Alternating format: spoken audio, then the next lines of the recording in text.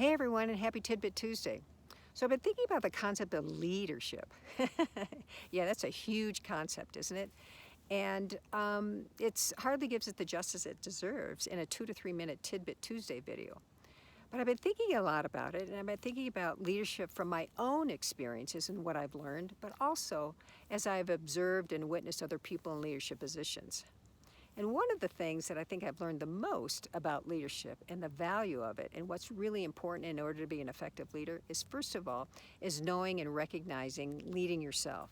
And I think what that means is knowing who you are, what your tolerances are, what your beliefs are, what your skills and abilities are, what your triggers are, how you react to certain things, what your beliefs are. And I think the more that you have a handle on those, the more effective you can be as a leader. Well, last night I was listening to a program by Brene Brown, and she speaks about vulnerability.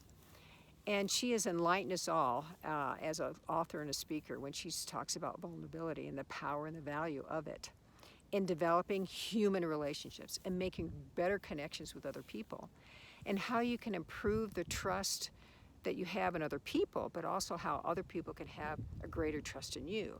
That it takes some vulnerability to do that, and it's scary.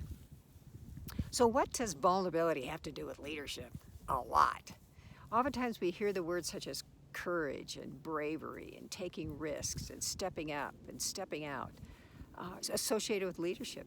But it takes those factors too in order to be emotionally vulnerable with somebody else.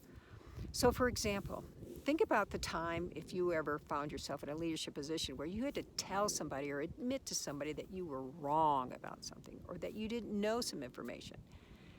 That's hard to do, that's hard to say.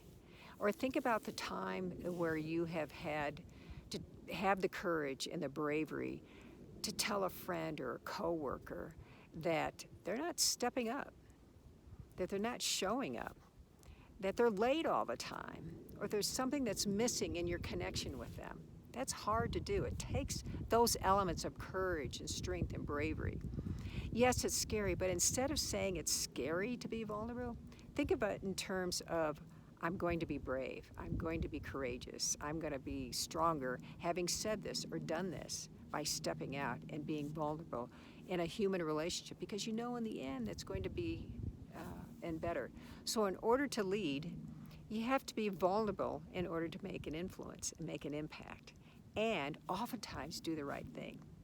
So happy TidBit Tuesday, and I'll see you next week. Bye.